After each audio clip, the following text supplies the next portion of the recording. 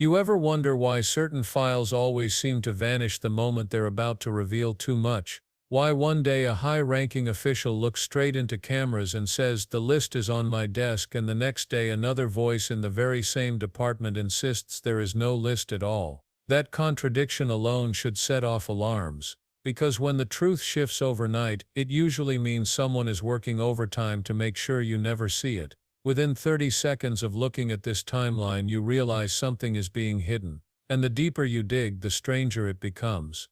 This isn't just about paperwork. This is about power, secrecy, and the victims who were promised justice but keep getting served confusion instead. The gentleman yields back. The gentleman from Florida is recognized. Thank you, Mr. Chairman. Mr. Frosch, thanks for being here, coming across the pond. I'm sorry to hear you're leaving the hearing early. Well, it's not a question of leaving the hearing early, but I do have other things to do. Yes. Oh, where are you going? I'm so sorry about that. It's okay. Where are you going? It's not lunch, I promise you. It's not lunch. You're not going to have lunch. I don't think so, no. No lunch. Sad, isn't You're it? meeting with the president? I can't remember what the schedule is. It's possible. You can't remember if you're meeting with the president. I'm being very polite, and I'm not going to tell you what I'm doing this afternoon, but I can assure you that... But there's the free speech hearing. You're not going to tell me what you're doing this afternoon? Free speech is one thing, discretion's quite another, too. Okay. All right, so you're leaving to have lunch with the president. So, Mr. Frosch, I have a question.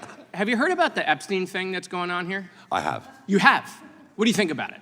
I'm not going to give comment on anything happening in America. I'm here as a witness. Perfect. I'm here as a witness. I'm here as a witness for what is happening in the United Kingdom and in the European. Perfect. Let me just go through it. So it's been 9 months, right, since we've been meeting in these hearings. We've not had Pam Bondi here, even though we have jurisdiction over the Department of Justice. Not Dan Bungie. The gentleman yield. Not Kash Patel. I will 100%. We'll go back and forth. Let me just do my thing. Okay. Well, I'm just going to correct. Kash Patel's coming in 2. I'll give you an extra 10 seconds. Kash Patel, the director of FBI, is coming in 2 weeks, and the Attorney General's coming in 4 weeks. Fantastic. But still, we're not doing that this week. The week we're having votes on the Epstein thing. So, you know, Pam Bondi gives the influencers, these Republican influencers, a binder. It says Part 1 of the Epstein files. No one of you saw it. It was quite spectacular. The Attorney General then says the Epstein list is on her desk. Then DOJ issues a memo, says there is no list. Then, you have any questions about any of that? We've had no hearings on any of that at all. That, the list is on my desk, then there is no list. Then we gave binders to Republican influencers. This committee's had no questions on any of how that transpired at the Department of Justice. Then hold on. Well, it sounds like you're going to in the next few weeks. So that's a jolly good thing. Mr. Frosch, we can talk soon, but not yet. Okay. Right. So then the president comes out and says the whole thing's a hoax. He blasts his own base. He blames Barack Obama. I mean, he hasn't been president for a very long time. Republicans then in committee vote against the release in the Rules Committee. Then Republicans refuse to go back in the Rules Committee because they're getting blasted for their vote, getting crushed by their own base. Congress leaves a day early. Then the administration sends the Deputy Attorney General to meet with Maxwell in jail. He happens to be Trump's former personal attorney. She says something favorable about the president. Miraculously, she gets transferred to a minimum security prison. The president starts talking about how he has the right to pardon her if he wanted to. The leaks to the Wall Street Journal then stop. We come back from break. We have the Massey petition. Comer does a document dump where 97% of these documents are already public. How long has he had those documents? Why hasn't he released them for the last 6 weeks? Does it the day of the vote. Then Republicans drop a non-binding resolution trying to kill the Massey discharge petition. The White House said passing the Massey discharge petition is a hostile act. Wow. That's a lot of distraction and deflection and misinformation. Wait, passing a discharge petition to release the Epstein files, the White House said would be a hostile act. Nope, we have no questions about that. But why? Why is it that we're spending so much political capital to keep this list from coming out? You think the list should come out? You think we should know the people who dealt with Mr. Epstein, Mr. Frosch? I thought I was coming to a hearing on free speech, not process. Oh, well, listen, but here's the And good... that sounds like you're discussing process. No. Do you think the list should come out? I have no opinion on it. I don't know So, at all. so we have victims that were sexually abused by potentially people in power, and we don't know who's on the list. I'm very happy. Hold on, Mr. Fresh. We don't know who's on the list. We don't know. Time. We don't know who's on the list. We don't know if the president is or is not. I'm not going to say he is or isn't. I'm just going to say these are weird behaviors. We don't know that there aren't other people in Congress that are on the list, right? We have no idea. Do you think the list should come out? You think people in power should be held to account for these victims who have been sexually abused and assaulted? You think the list should come out? I think that I'm very happy to come to a different hearing where you talk about legal process. Okay. But today, Will the gentleman yield for a quick question? I will. Were you aware that he has already called for the Epstein file to be released? It has been reported that he has called for it to be released. Oh yeah, right here, just to refresh your memory. Yeah, but it's, I happen to have this. But that's not How what random. But that is not. Look, you can ask me if you like about Do you agree social with security yourself? policy. Do you agree with yourself? We are here to discuss free speech. Hold on, it's awkward for your lunch after this? Do you agree with yourself? No, it isn't at all. Okay. Mr. Chairman, I'm just curious. This committee has jurisdiction over the Gentleman's Department of time. Justice. Yeah. Why have we allowed Comer to cover this up for the last couple of months? As I said, why is this committee not I taking said 6 weeks jurisdiction? ago that we will have the FBI director in, we will have the attorney general in, and we are doing that in 2 weeks. You can you can go through that whole list. That whole list, you can do whatever you want to do with, I got lots of questions for the FBI director, including the whistleblower who came forward and told him that Adam Schiff leaked classified information. I want to ask him about that as well as the issues you all want to ask him about. That's why he's coming, so we can ask all these questions and follow the process, as Mr. Farage just talked about. Mr. The Chairman, gentleman from Virginia. unanimous consent. Unanimous consent? I'd like to enter the political article into the record that Mr. Farage said the Epstein file should be released.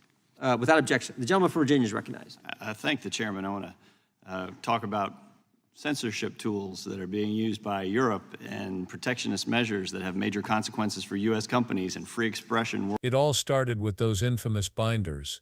Not official evidence passed through committees, not carefully redacted documents for public record. No, these binders were glossy, staged, and handed directly to partisan influencers.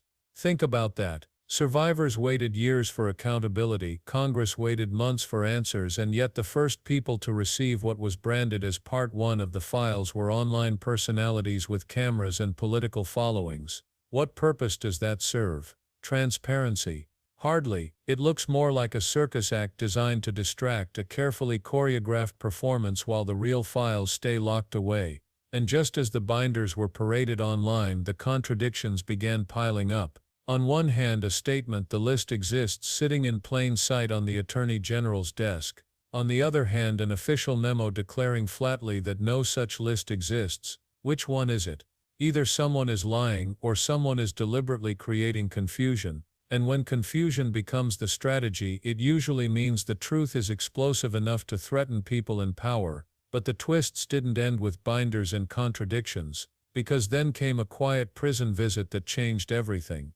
A deputy attorney general with deep personal ties to powerful figures walks into Ghislaine Maxwell's cell. What business could possibly justify that meeting? And more importantly, what happened right after? Within days, Maxwell, who was supposed to serve hard time in a strict federal facility, was suddenly transferred to a minimum security prison, a far easier environment. Survivors were stunned. To them it looked like a reward, not a punishment.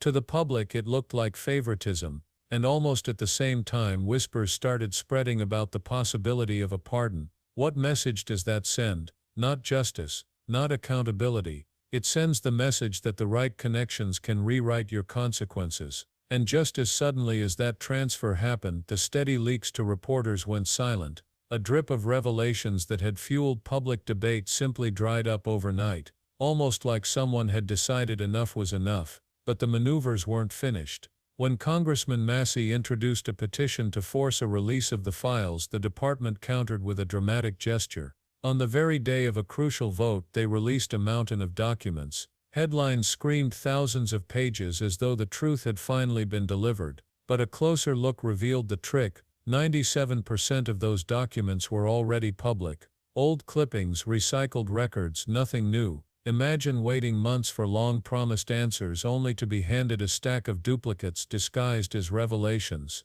That's not transparency. That's misdirection. A deliberate tactic to appear cooperative while giving nothing away, and just as the public began questioning the stunt, a statement came out that shocked nearly everyone. Officials declared that releasing the full files would be considered a hostile act. Let that sink in. Hostile to who? Survivors who were told to trust the system, citizens who want accountability, or the powerful individuals whose names might appear inside those pages. When governments frame truth as hostility, it signals only one thing: what's hidden is far more dangerous to them than what's revealed. And if that doesn't raise suspicion, nothing will. But beyond politics, beyond games of secrecy, lies the human cost. Every delay, every contradiction, every dismissal cuts into the fragile trust survivors placed in this process. Many of them waited decades, carrying trauma in silence, believing that one day their cooperation with investigators would expose the enablers who protected a predator. Instead, they see a circus of binders, vanished lists, staged document dumps, and shifting excuses. They hear leaders call the entire issue a hoax. Each maneuver re-traumatizes them, reminding them that their pain can still be sidelined when reputations are on the line.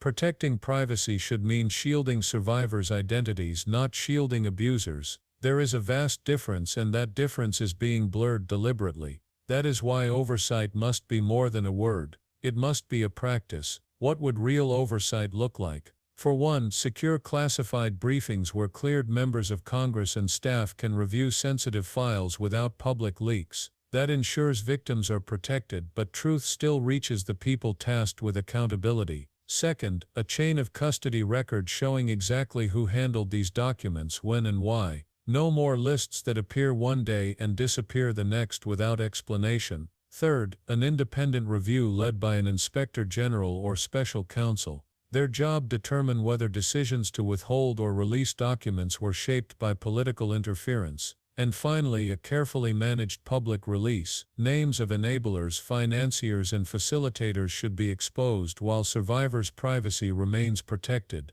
That is not chaos. That is responsible transparency. So the question becomes, if these solutions exist, why hasn't a single one been implemented?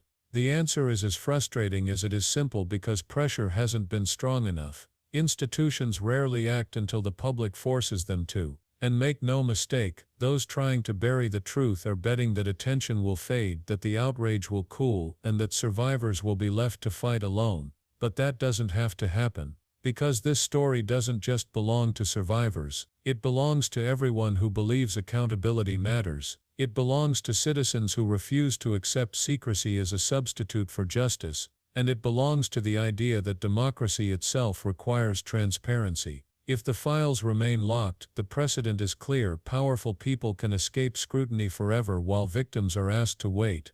That's why public engagement is critical. Pressure your representatives. Ask them, when will you demand a secure briefing? When will you request a chain of custody log? When will you support an independent review? Support advocacy groups working daily to push this issue into the spotlight. Support independent journalism digging through flight logs, financial records, and court filings. These aren't empty gestures. They're the only tools that force institutions to act. Because history shows one truth: cover-ups collapse under sustained public attention, but only if that attention doesn't fade. This saga isn't just about one man's crimes. It's about whether secrecy exists to protect survivors or to protect the connected. It's about whether Congress will accept glossy binders as evidence or demand the real thing. It's about whether we as citizens let contradictions stand unchallenged or demand clarity. And it's about whether we're willing to keep asking uncomfortable questions until the answers finally come. Because every time secrecy wins, accountability loses. And every time accountability loses, survivors are left behind once again. So here's the bottom line. If you believe survivors deserve justice, share this story. If you believe secrecy should never outweigh accountability, make your voice heard.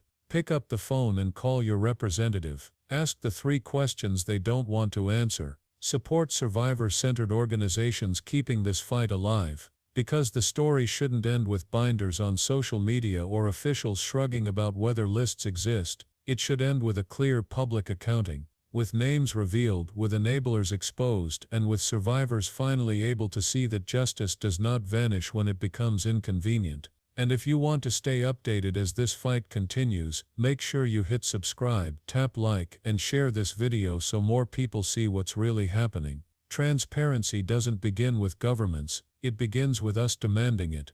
The truth is not a hostile act, the truth is the only act that matters.